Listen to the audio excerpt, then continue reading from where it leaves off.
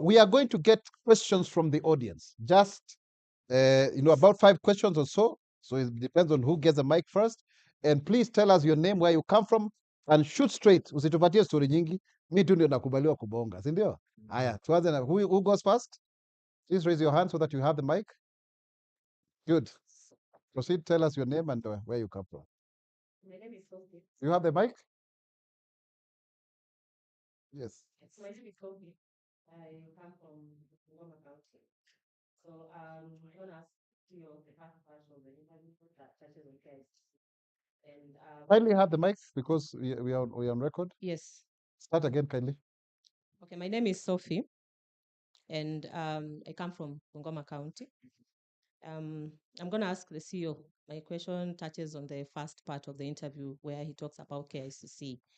I had the CEO talk about how he accommodates everyone at KICC. And so my question touches on inclusivity. So, Bwana CEO, my question is, what are the biggest barriers to inclusivity you have identified at KICC, and what is your strategy for addressing them? Asante. Makofi. Let's have the second question. Who goes next? Quickly, because of time, kindly pass on the mic. Thank you very much, Bwana CEO. And that's a very good interview.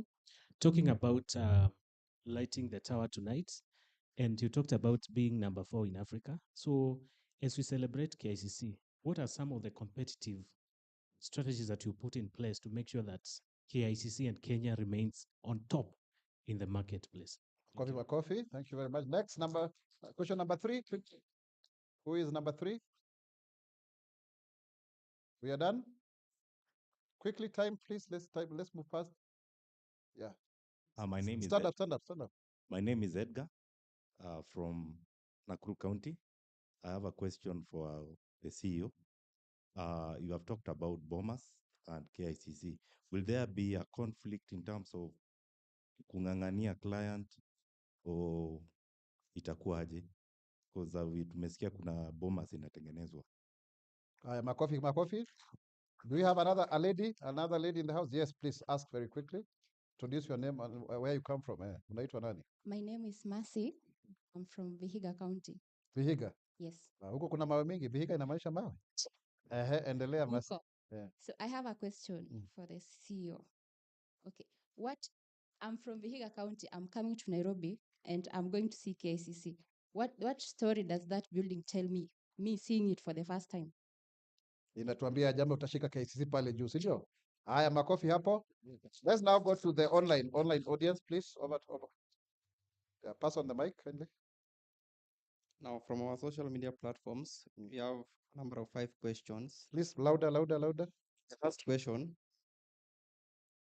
Why does KICC still owe large sums in taxes, debts, and unsettled supplier invoices?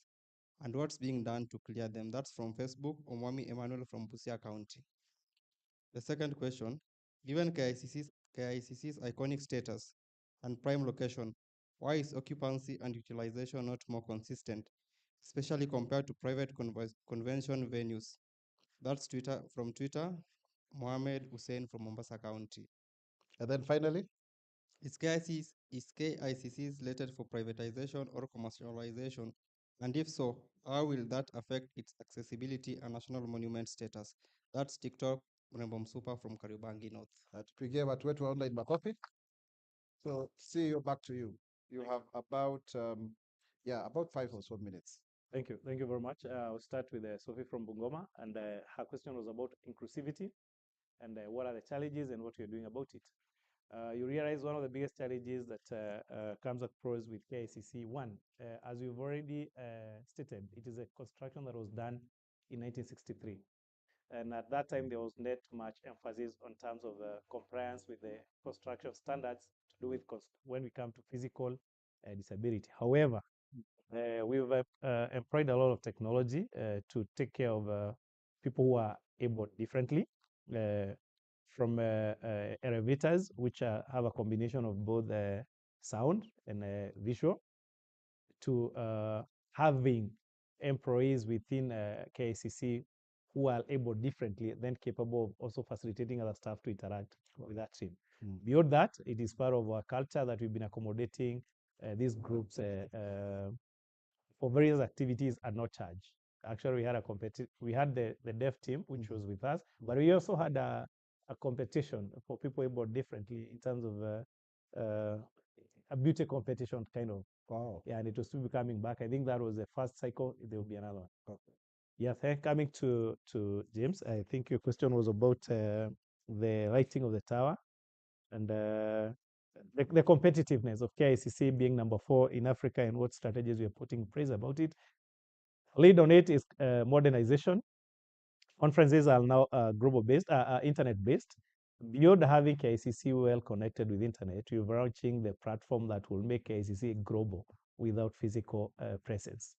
And I think that will be the first one of the kind globally. We do not have any other online exhibition platform for a convention center. The other question was from Vihiga, and your question was about the story that KICC tells.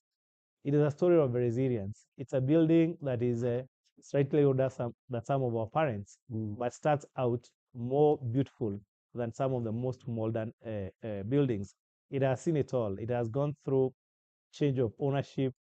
At one point, it belonged to the public. It became a property of the Kanu government. It came back to public. And today, it's still a standing convention center where we are hosting the most iconic global conferences. And finally, from Nakuru, there was a question about bombers. And you asked whether there will be competition. No, there will be complementing between each other. As I said, Kenya will now have a bigger capacity to put across to the globe for hosting bigger conferences. Just like football, we hosted between Uganda, Tanzania, and Kenya. Meaning now with bigger conference centers, Kenya can host it alone in terms of conference. Now, if you have to put a comparison with football. If you have to go to the online questions, there's a question about large taxes and paid suppliers. Procedure of payment is a procedure of verification. Genuine debts within KICC have been settled. Tax liability lags behind historically with KICC. It's a matter before the tax tribunal, and therefore we are going through a procedure of adjudication that is established through any democracy. Makofi hapo. Still from the online, there was also a question about By the way, capacity. unaweza CEO, unaongea kama wakili. Yeah. Una vile anajibu maswali. Yeah, you're in the court of public opinion. There's a question about capacity. It is not correct that our capacity and hosting fluctuates. Actually, the government spokesman have been looking for space for a studio. It is not available. In perpetuity for the last 10 years or so, KICC has had full occupancy. That is in terms of rental. Sasa unataka kuniambia CPA, yes, CEO, yes, wakili, yes, yes, MBA, CPA, ya unataka kuniambia sitapata space ya watu wangu? Very unlikely for now. Okay. Nimekubali. And well, still on that, the issue of conferences, whether they fluctuate or they don't. Yes, they have seasons. However, we have specific conferences and activities that we line up when it is raw season for some of the activities. And therefore, it's a well-addressed area. The last question online was on what? I've answered 2. There's one that I'm missing. I've answered the debts, the tax, and I've answered one from TikTok. Which was the question from TikTok? There was one about TikTok. Our privatization. Thank you. I think the issue of privatization was well addressed, has well been addressed in various forums, including an interested party who moved to court to seek a court opinion about possibility of privatization of a KICC. The judgment is available in Kenya law reforms. You can check through that website. But in a nutshell, the outcome was that it should not be privatized in the meantime. Otherwise, it's a national monument, as that person who posed that question well observed. Thank you. Makofi.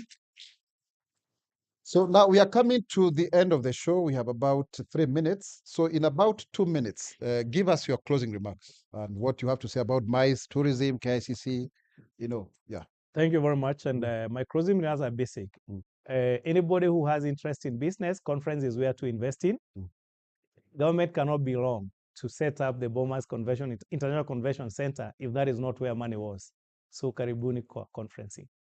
Very good, very good. Karibuni for conference. You've heard for yourself what this great institution is doing.